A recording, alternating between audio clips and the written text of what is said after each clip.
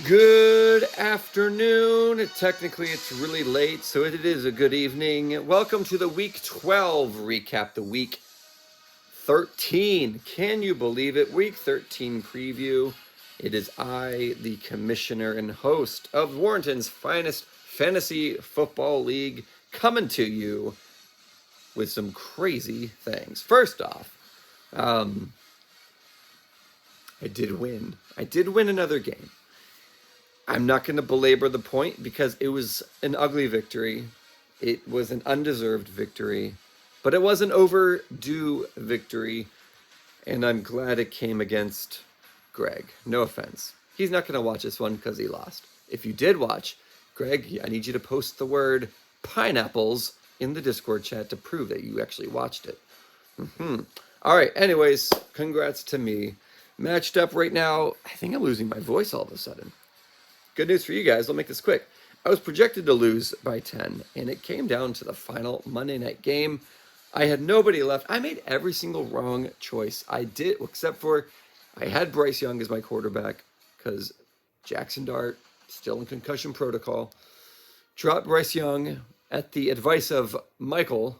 I picked up Joe Flacco, which proved to be a terrible choice, but it was a better choice than sticking with Bryce Young. But I should have gone with Kirk Cousins. Not really. He got like 13 points. Anyways, I made every single wrong choice that I could have. DJ Moore on my bench again with 20 points. Rams defense, 20 points on my bench, but the Packers did give me 18. I won. And I'm just going to leave it at that. Because when I lose, I talk way too much. So I don't want to talk too much when I win, because it's probably not as entertaining. Anyways, yeah, Greg, if you had played Sam Darnold, I have no choice. I had no chance. You would have crushed me. But you didn't, and you lost. And now I am 3-9, and you are 5-7, and I'm only 2 games behind you with 2 games to go. Interesting. All right, moving on. I need water. Moving on, we had the Queen taking on Gone Fishing, and Hannah, you just played the wrong team. There were only 3 teams you could have lost to out of 12. That's out of 11, technically. And you played probably the most annoying one to lose to, because Jahmyr Gibbs with 55.9 points. That nearly outscored me. I mean, if you combine Jalen Hurts and Gibbs, that outscored Greg and myself total. James Cook with 22. I mean, just your top 3 people on your team, 100 points right there. That's insane, and that's dumb. And what are you going to do?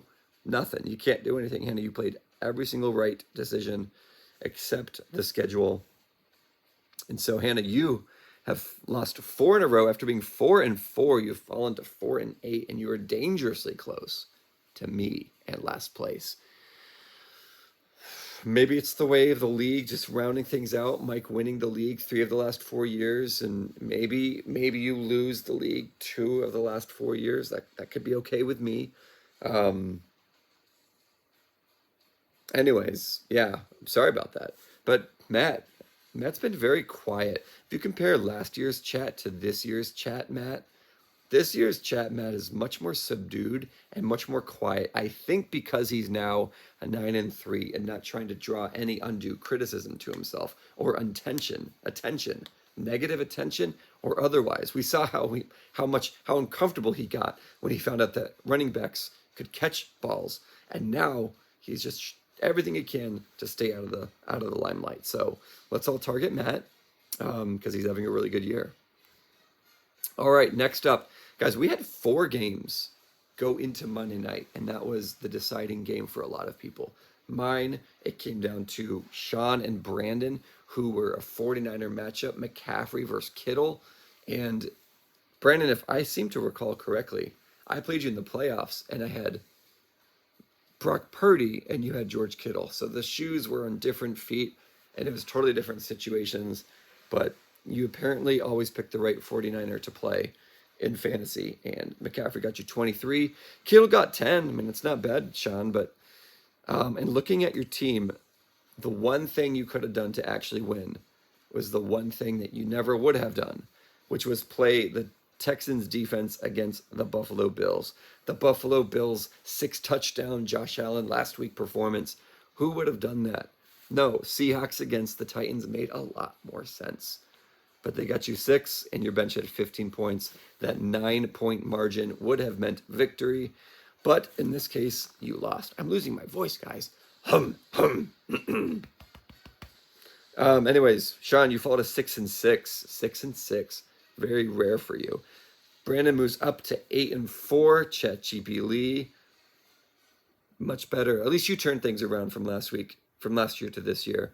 Proud of you for making it out of the basement. All right.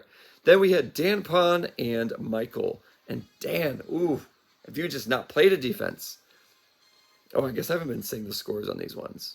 You guys know what the scores are. I don't need to say it. But in this one, it came down again to I think this one came down to the Monday night game.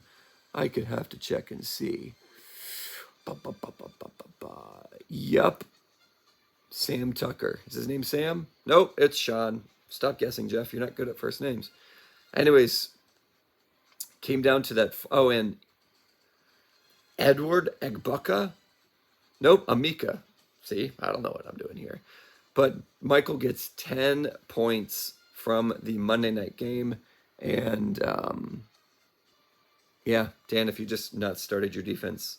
But looking at your bench, you have 4 bye weeks and 3 injuries in your bench. That is the worst bench I've ever seen in my life.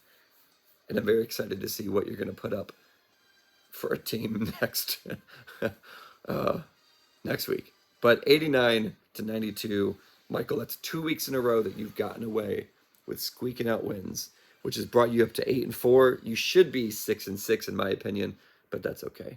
Dan, you have lost 4 in a row. You are 5-7. You are also only 2 games away from me, and it's pretty realistic that you could lose the next 2. Is it realistic that I could win the next 2 and have the same record as you?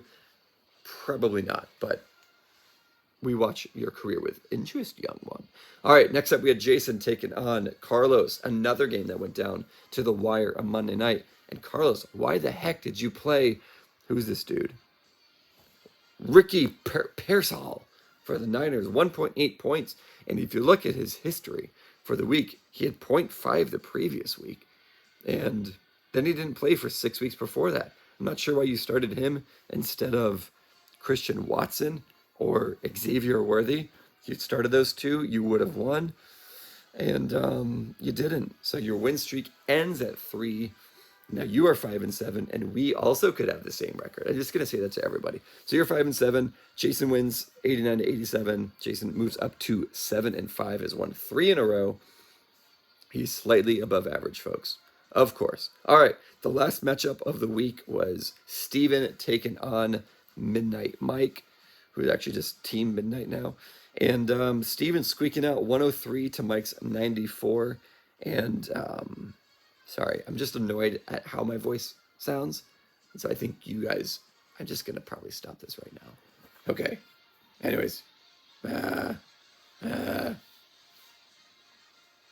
Steven, you had 5 people on bye week. That's amazing. And you still won. You won your bye week. Congratulations. You're 6-6. Mike falls to 6-6. Okay. That is our scoreboard for week 12. Looking ahead to week 13. Oh, real quick. Prop bet.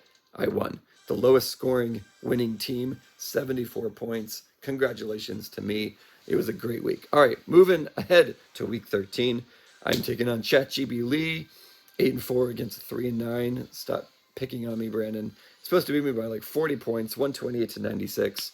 Boo. All right, Matt's taking on Sean, 9-3 against 6-6 right now. Whoa. Sean projected got the hiccups now. 130 to Matt's 110. Then Greg taking on Dampon. Both are 5-7. 2-game losing streak for Greg. 4-game losing streak for Dan. Somebody needs this win. Right now, Greg projected 106 to Dan's 95. Michael is taking on Jason. Both teams winning a 2- and 3-game winning streak, respectively. Michael projected 119 to Jason's 99. Carlos taking on Steven, 5-7 against a 6-6 projected. Steven 100 to Carlos's 91. And then the final husband and wife matchup, 6-6 versus 4-8. Mike has lost 2 in a row. Hannah's lost 4 in a row. Projected right now, Mike 116 to Hannah's 110. All right, that is our preview. Our prop bet for week 13 is the tightest end. This team goes to the highest scoring tight end this week, down to the decimal. In case of a tie, the team with the highest score wins. So tight ends, start the right one. Don't actually let me do that.